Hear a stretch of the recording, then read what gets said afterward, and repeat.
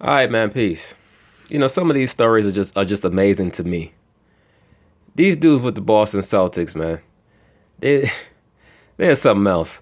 So anyway, we're gonna watch how they cover this story. Well, reunited, and it feels so good. Almost. The 2008 Celtics prepare to celebrate the 10th anniversary of their title without one of the keys to that championship. That'd be Ray Allen. And when Ray decided to go to the Heat, I feel like he moved on. And he went to pursue another ring, and he got another ring. Shout to him. And that's it. You know, it wasn't no other Wizards. It wasn't no other Spurs. It wasn't no other Heat. It wasn't nobody. It was all Celtics invited to this. Now, out of them five dudes on the panel, let me rewind it back a little bit.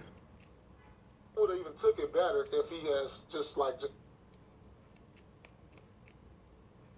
him. And that's it.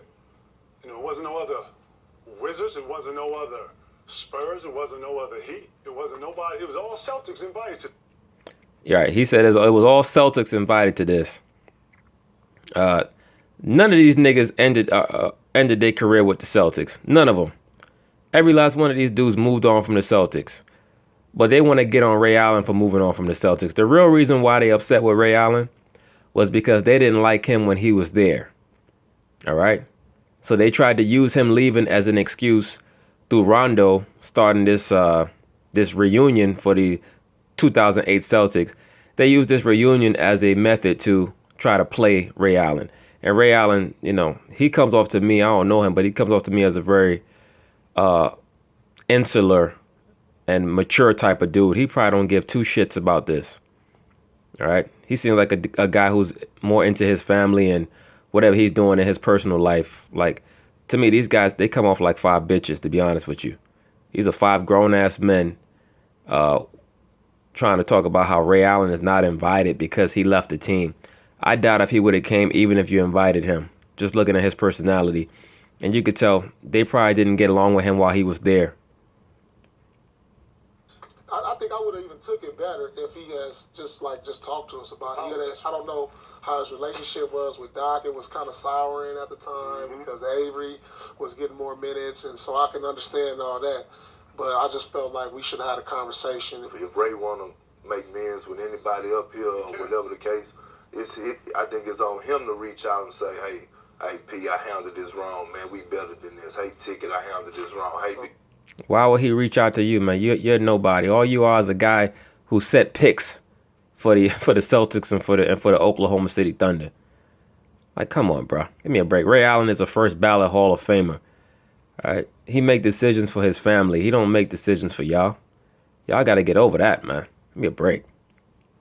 I handled this wrong. Hey, Rondo, I handled this wrong, man. And just get it past us, man.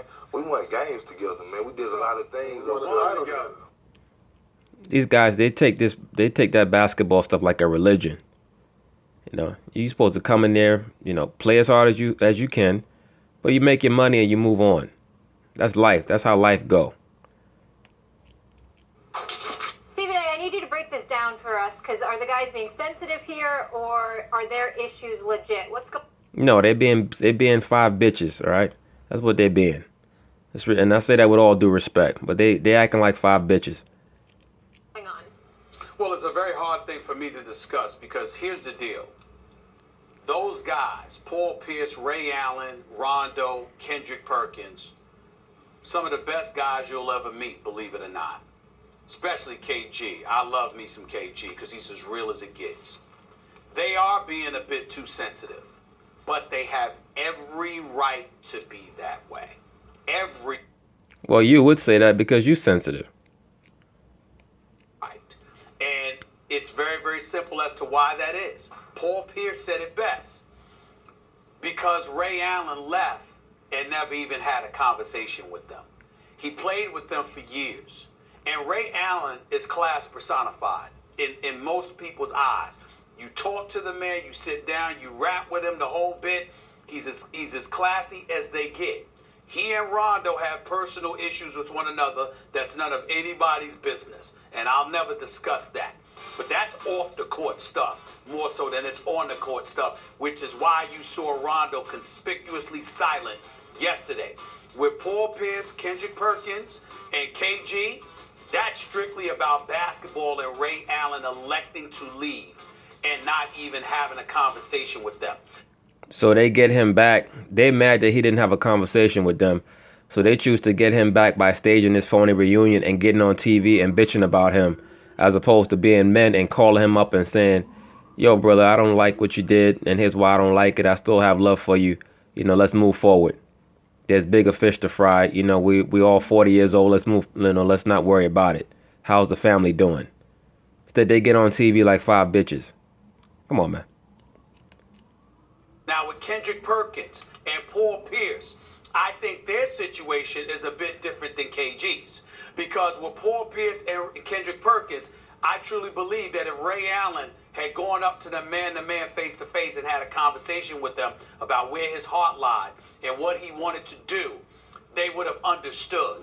It still would have hurt that he elected to go to Miami, and they would have been a bit salty about that. But at the same time, they eventually would have gotten over it significantly quicker. In the case of KG, he's a warrior. He's in the trenches. He's a warrior on another level. You're either with him or you against him. That's just the way it is. And the fact that you left to go to Miami, I mean, you could see and go back to the highlights, Max, when Miami had played Boston and Ray Allen went to shake everybody's hand. Folks shook his hand except KG. KG was having no part of it. He had to tap KG on the shoulder in Miami because KG wasn't having it. He's a different kind of warrior. Rondo, again, that's personal. Off the court stuff that's none of anybody's business. In the case of KG, it was about, he felt. Well, he keep talking about Rondo and Ray Allen have a beef that's off the court, none of anybody's business. That sounds like somebody slept with somebody's woman. Allegedly. A trade. You understand? And you a turncoat, and I want nothing to do with you. In the case of Paul Pierce and Kendrick Perkins, it was how it was handled, which is why Paul was absolutely right in saying what he said about how he would have taken it differently. And Kendrick Perkins is absolutely right in saying that it's up to Ray Allen to make amends, because Ray Allen has personified class throughout his career. And this, his departure from Boston without talking to those dudes, clearly was not one of his shining moments. And if we're going to talk about KD and how he left Russell Westbrook, then we have to sit up there and avoid absolving Ray Allen, because he could have handled that better. Well, maybe he wasn't on good terms with those guys on the team before he left. Maybe those guys are just getting on TV and trying to put a front on him because they're looking for attention. It's just, I'm still amazed that 5 grown-ass men can get on TV talking about we don't like Ray. Sound like 5 bitches. Give me a break. From what I understand, I think Stephen A. mentioned that they tried to trade Ray Allen before he left anyway. Like, they didn't want him. So it's almost like you was trying to dump the person, but the person ended up dumping you. And you got shocked because you didn't think that they were going to leave. Like, get over it. Move on. It's just basketball. All y'all are millionaires. It's bigger fish to fry, man. Yeah, I was going to say, it's very similar to KD and Westbrook. KD is free to go where he wants, but the way he left, Westbrook is right to feel a certain kind of way about that, to hold a grudge about that if he so chooses, because KD dissed. I mean, he didn't have the courtesy to tell Westbrook. Westbrook had to learn about it through the media. That's messed up. And Doc Rivers, part of his success as a coach and his brilliance as a coach is getting a unit to come together and feel as though it's them against the world. Phil Jackson writes about this in his book 11 Rings. That's a stage of development in terms of team building. And Doc Rivers is really good at that, and the Celtics were, you talk about personified, they embodied that kind of spirit, that they're close off the court, that they're close on the court, leaving aside whatever personal issue Ray Allen had with Rondo.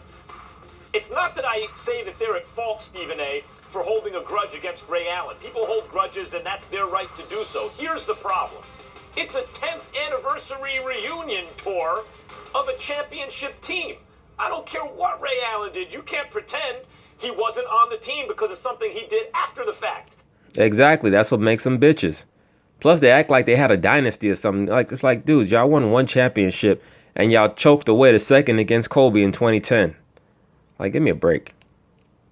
You can't then rewrite history because he was a big part of that team. One of the big three. Rondo wasn't in the big three to begin with.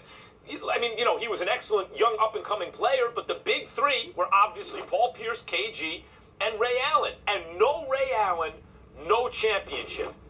Period. Now, whatever else, personal issues or Doc not playing enough, Ray Allen surveyed the landscape and correctly saw that with LeBron James crewed up in Miami, he saw which way the wind was blowing. He knew that was the end of the Celtics championship run. I hate to break it to everyone. The Celtics were never going to beat the LeBron James Heat. Part of that is because the way the playoffs are called by the refs and superstar calls. Part of that's a self-fulfilling prophecy on the part of the NBA. But Ray Allen saw it, and he went to the rising tower and won another chip. So Stephen A. Yeah, and really, and that's what tells me that Ray Allen and them were not getting along before he left. Because it's just too convenient that he goes to their number one rival after he leaves them. That's like, that's like a real bitter move on his part. Like he said, I'm just gonna stick it to these dudes. I'm gonna go to our main rival in the East because these dudes have turned me off so much with their conduct and their nonsense. That's what I see. That's why I say they're getting on TV trying to front like they were all brotherly. Ray Allen doesn't strike me as somebody who's too chummy, hang-outy type of guy.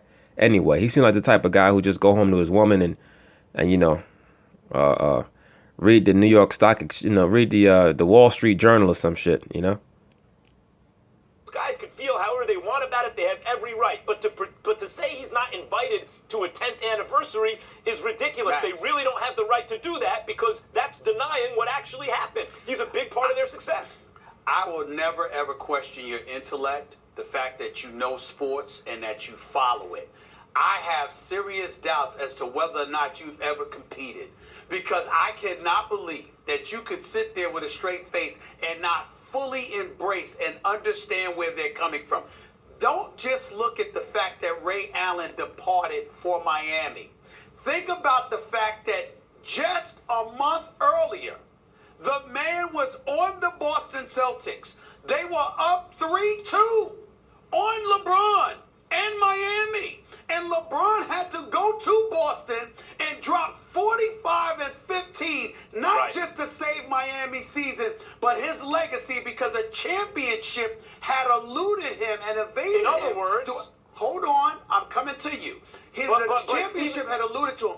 And the fact is that what I'm saying is when you sit up there and say, well, he saw what was on the horizon, they're saying to you, yo, we could take him. We could beat them. We might have lost, but it was in 7 games. That's an illusion. How is it an illusion? They were up 3-2 in the conference finals. The big three were all aging, but beyond that, think carefully about what you just said. You just said that if LeBron hadn't have dropped 45, and in other words, if LeBron wasn't LeBron, that's what was obvious. That LeBron James had reached the point in his career where there was nothing you could do if he had a crew. Was there anything anyone did, or did Miami not get by Boston that year? Time out. Let me reverse it and ask you a question. After winning that championship that year when he won Game 6 in Boston, when his legacy was on the line, because he still hadn't won a title, Max, and he was trying to get to that point, he dropped 45 and 15 in Game 6. They went back to Miami, won Game 7. They ultimately beat the Thunder. Fair enough. Easily, I'm saying to you, hold on, stay with me.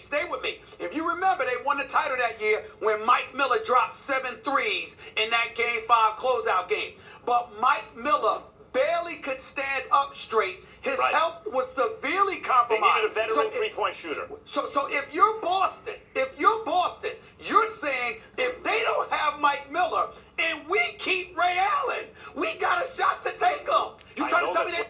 Well, they wasn't that concerned with keeping Ray Allen, or they wouldn't have tried to trade him earlier in that season, Steve.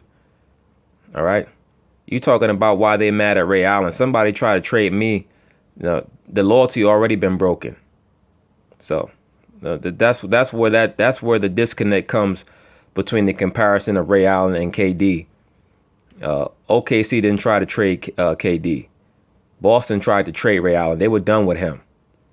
So that's a major factor. Have a shot?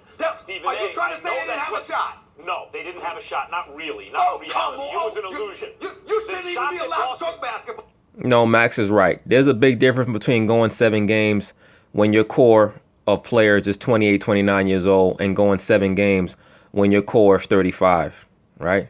You go 7 games and your core is 35, the next year you might get swept.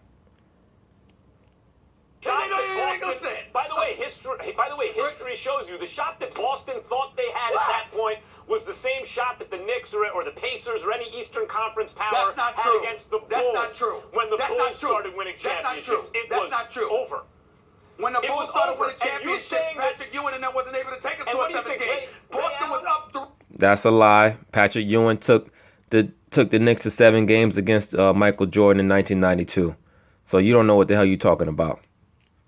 Ray Allen was the only three-point shooter in the league at that point that they could have picked up. The Cavs would have picked up another three-point shooter. I'm sorry, Max. They had to replace Mike Miller. They didn't have to replace Klay Thompson. I apologize, Max. I'm sorry. Ray Allen, arguably at the time the greatest three-point shooter in the history of basketball.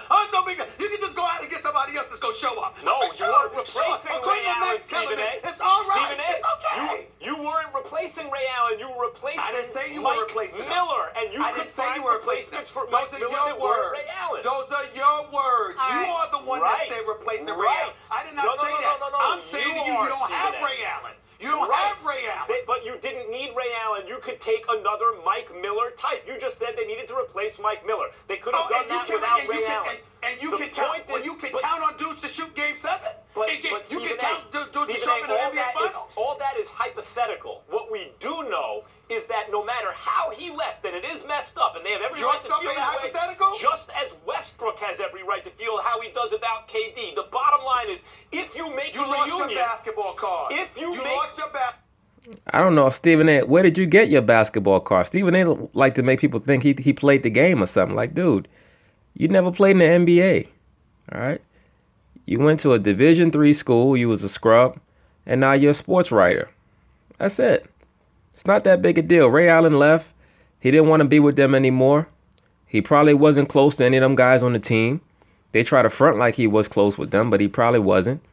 You know, in any situation, you have 12, 13 guys. When you have one who's a little bit more intelligent than everybody else, there's going to be a detachment. I'm sure he had different interests than all of those guys had, and that's just life, man. Move on. They have a personal issue with him that they're trying to front as a basketball issue, and it's not. When he left, it was kind of a confirmation that they probably already suspected that he didn't really get along with them like that he really wasn't feeling them like that. All right? That's all that was. He moved on.